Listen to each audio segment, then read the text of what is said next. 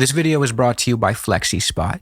Starting in the spring of 1969, Operation Menu, a US campaign of secretive bombings, commenced over Cambodia. Over 3,500 bombing missions, shielded from the knowledge of the American public and Congress, unleashed more than 105,000 tons of bombs in just over 1 year. Cambodia, a neutral country at the time of this vicious bombardment, was no stranger to American brutality. In fact, prior to Operation Menu's commencement in 1969, President Lyndon B. Johnson had already engaged in aerial campaigns against the Southeast Asian nation dating back to 1965. However, it wasn't until the Nixon administration that the worst was to come. By 1970, Operation Menu expanded into Operation Freedom Deal, which would last for 3 years and proved to be a major escalation. When it was all said and done, 2,756,941 tons of ordnance were dropped over Cambodia.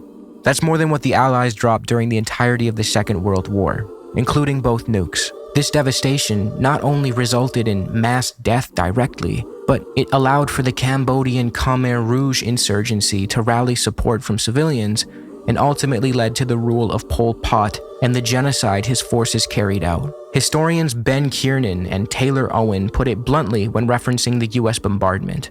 The bombs drove ordinary Cambodians into the arms of the Khmer Rouge. Between the American bombs and the Cambodian genocide carried out by the forces empowered by the US attack, the death toll is in the millions. And the reason for this barbarity against the neutral country of Cambodia? Well, the architects of the chaos believed they could stop the flow of weapons and troops to South Vietnam by bombing the Ho Chi Minh Trail, a logistics network that ran through Cambodia. They also believed that this bombing campaign would pressure their Vietnamese enemies into accepting a peace settlement on American terms. One of the main architects of this catastrophe was none other than the infamous US statesman, Henry Kissinger. While I'm on the topic, let's fly over to the other side of the world for a second and reminisce on the fate of Chile and Argentina, where democratically elected leaders were overthrown and replaced by US-backed right-wing despots who brought murder and destruction to their lands.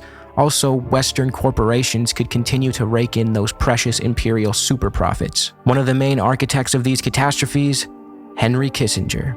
Again, with this information fresh in your minds, how would you feel if I told you that in the year 1973, after the overthrow of the democratically elected Chilean president, after the bombardment of Cambodia that was again done in secret without the knowledge of the American public or congressional consent, Henry Kissinger would go on to be rewarded with the Nobel Peace Prize? How did that happen?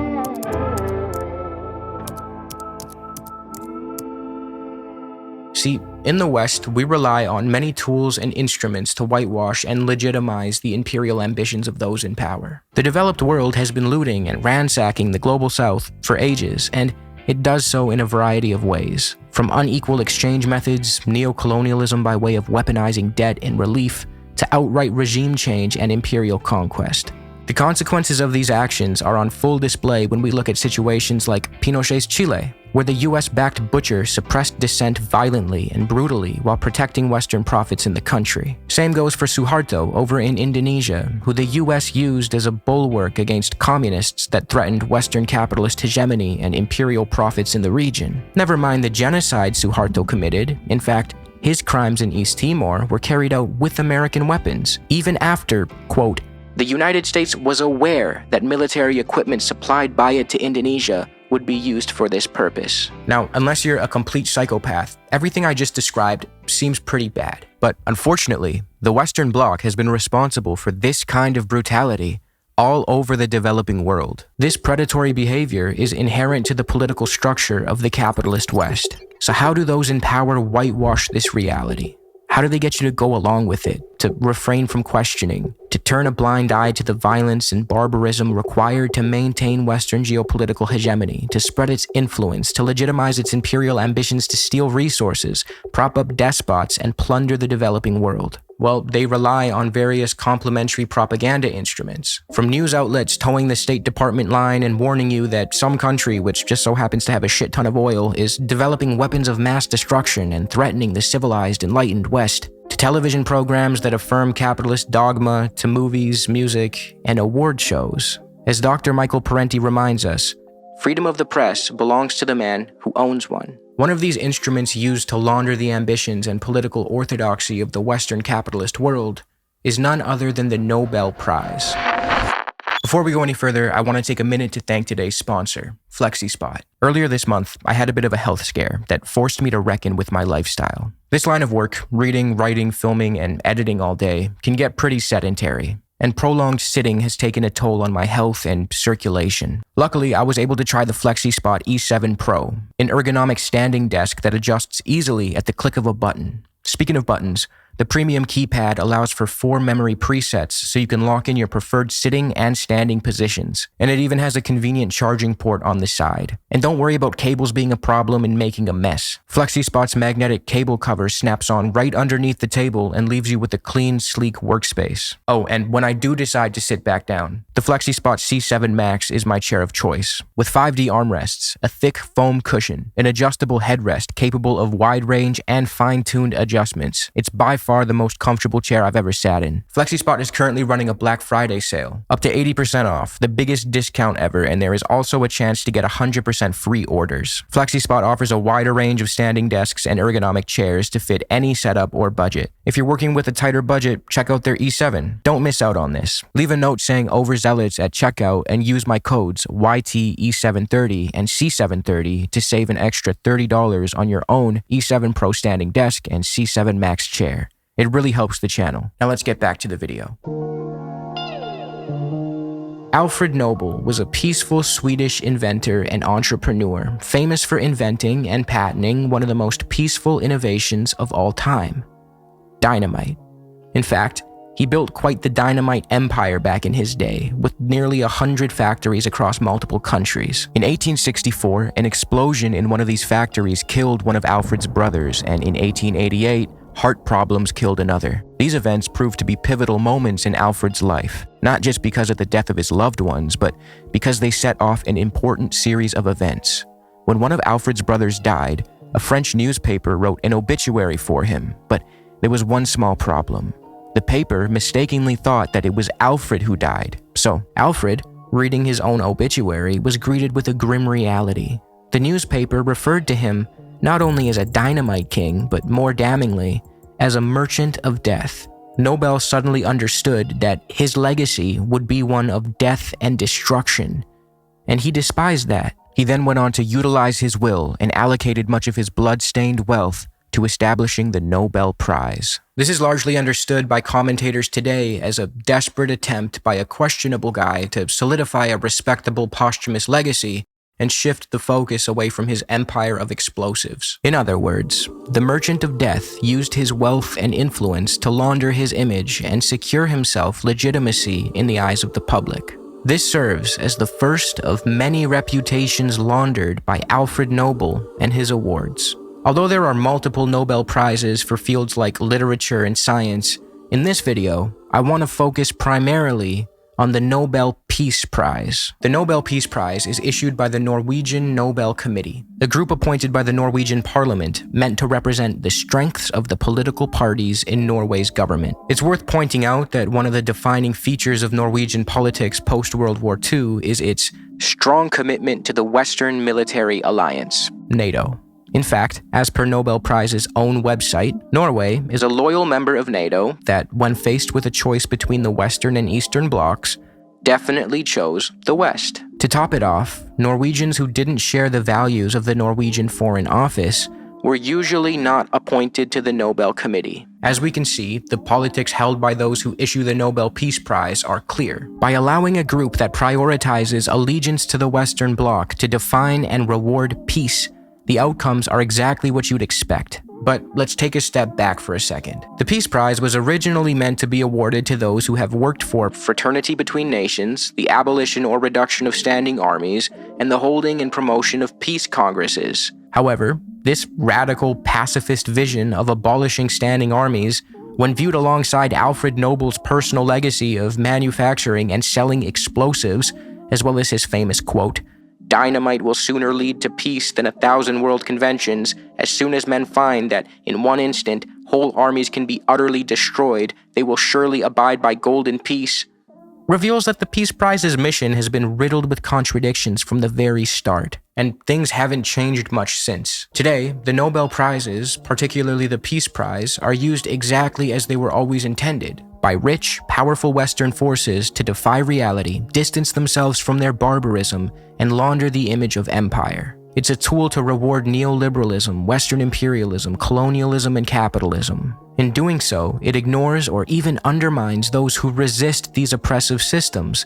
As a result, the public develops a subconscious link between Western capitalist hegemony and ideas like peace, democracy, and human rights, which is by design.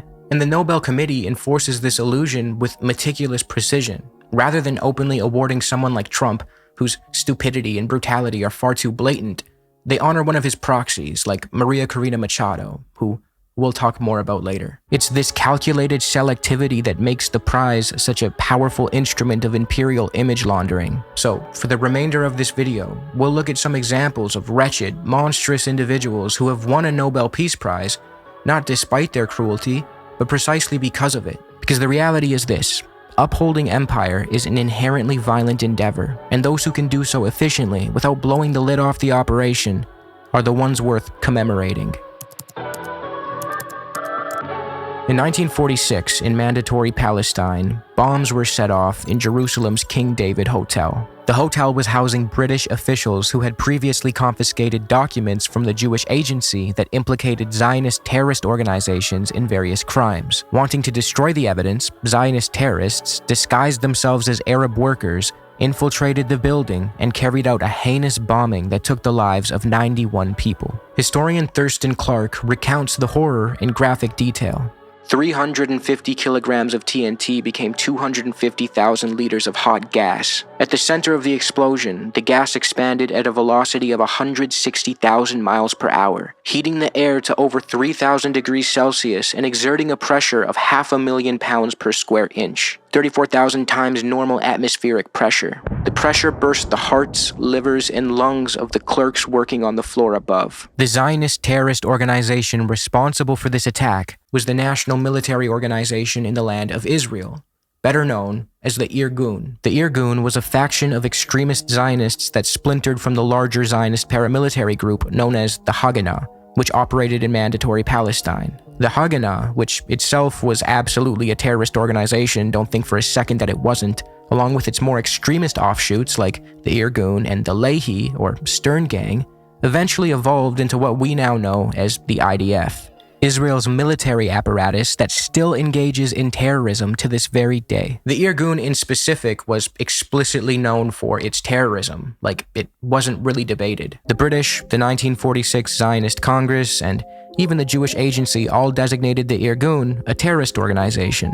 It was built on the ideology of Ze'ev Jabotinsky's revisionist Zionism, which argued that nothing short of uncompromising force and brutality against the Arab population of Palestine would suffice if the Jews sought statehood in the land. As a result, the Irgun carried out numerous bombings, assassinations, and full-on massacres. And their targets weren't just Palestinians, as we saw with the King David Hotel bombing. They frequently targeted the British as well, viewing their presence in Palestine as an obstacle to their maximalist vision of Jewish statehood, which extended beyond modern-day Israel and spilled into Jordan, as reflected in their own logo. The darkest and most gruesome of the Irgun's massacres occurred on April 9, 1948, when the Irgun joined forces with the Lehi and received support from the Haganah as they approached the village of Deir Yassin. See, the Zionists then, and still to this day, relied on Israel being a Jewish majority state by any means necessary. To achieve that in a land where Jews were a small minority prior to Israel's establishment, the Zionist movement resorted to ethnic cleansing through intimidation and outright massacres, a tactic still employed today. The logic driving the acts of April 9, 1948 was no different. On that day, the Irgun and its collaborators carried out one of the most vile massacres imaginable in the Palestinian village of Deir Yassin. Despite the village having a non-aggression pact with the Haganah, over 100 innocent people were killed, many of them children and the elderly, with reports of sexual violence and mutilation. The massacre was so horrifying that it was condemned in a letter by Albert Einstein and 27 other prominent Jewish intellectuals. The letter broadly denounced the Irgun and its leader, labeling him a terrorist and a fascist. That leader, the terrorist in charge of the Irgun, was a man named Menachem Begin. And in 1978, he was awarded, you guessed it, a Nobel Peace Prize. Then the Prime Minister of Israel, Begin had won the Nobel Prize for coming to a peace settlement with Egypt and supposedly taking steps toward peaceful coexistence in the region. But even during the negotiations that led to his award, he explicitly demanded that the Palestinians be prohibited from joining the talks. What a great way to work toward peace and cohabitation. Douchebag. At the time of his award, Menachem Begin was serving a very useful purpose for the West. He helped stabilize a volatile region in a way that perfectly aligned with Western geopolitical interests. By withdrawing Israeli forces from parts of Egypt they had occupied and securing Egypt's formal peace with Israel under the Camp David Accords, Begin helped transform a major Arab adversary into a compliant partner.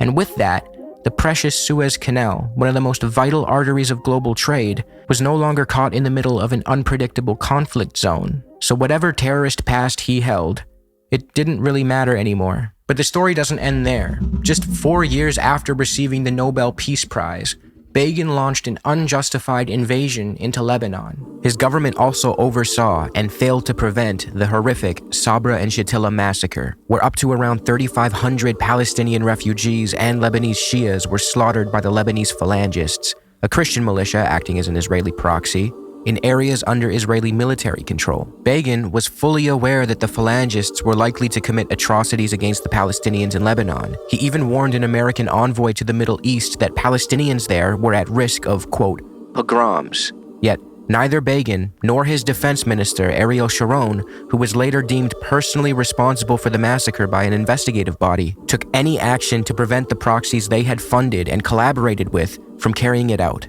In fact, Israeli forces controlled access to Sabra and Shatila and allowed the Phalangist militias to enter and begin the slaughter, providing logistical support while failing to intervene once the killings began. Israeli forces even prevented victims from fleeing and fired flares into the night sky to attract more Phalangists to partake in the killings. The Kahan Commission, tasked by the Israeli government to investigate the massacre, found the Lebanese Christian militias directly responsible and imputed to the Israelis, including Menachem Begin, a degree of responsibility as well. The Sabra and Shatila massacre went on to be denounced as an act of genocide by the United Nations.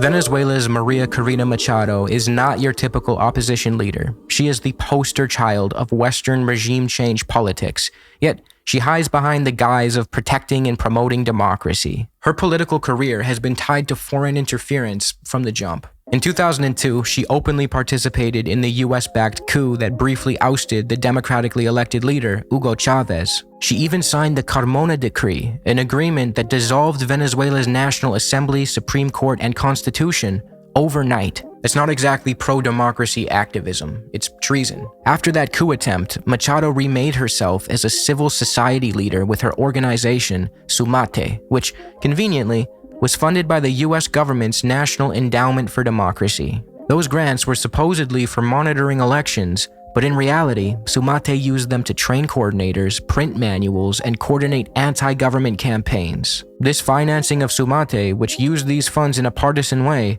was a violation of the NED's own regulations. This was nothing more than a soft power follow-up to a failed military coup. And Machado never stopped inviting foreign intervention. She's been relentless. In 2018, she personally wrote to Israel's Benjamin Netanyahu and Argentina's Mauricio Macri, begging them to help dismantle Venezuela's government. She even pushed the narrative that Venezuela's government was linked to drug trafficking and terrorism in an attempt to justify Western intervention. She's also publicly advocated for US military action and harsher sanctions. The same sanctions that choked Venezuela's oil economy, destroyed millions of livelihoods, killed people, and brought humanitarian catastrophe. It's worth mentioning that these kinds of sanctions are responsible for over 500,000 deaths worldwide every year, according to a Lancet study. Machado's Venezuela agenda is textbook neoliberalism: privatize the state oil company, open the economy to international investors, and sell off the rest of the country to global capital. She even promised to move Venezuela's embassy in Israel from Tel Aviv to Jerusalem, violating UN Security Council Resolution 478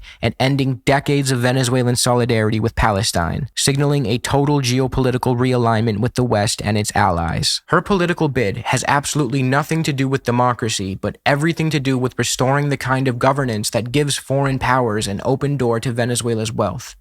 That's why Washington loves her so much. An example of this dynamic can be seen when Venezuela's Supreme Court barred her from running for office due to her corruption, treasonous support for deadly sanctions, and endangering of Venezuelan assets like Kitgo, and in response, the Biden administration quickly reimposed and strengthened sanctions, literally using economic warfare to rescue her political career. Her significance to U.S. foreign policy is confirmed and on full display when we see direct punitive actions like this taken by Washington in response to her disqualification. And as you could have probably guessed given the subject of this video, Machado is now being rewarded with international praise by way of a Nobel Peace Prize for her tireless work promoting democratic rights for the people of Venezuela and for her struggle to achieve a just and peaceful transition from dictatorship to democracy. Think about that. The same woman who supported a coup against a democratically elected Hugo Chavez, called for invasions, cheered on deadly sanctions, and promised to sell out her own country to Western capital,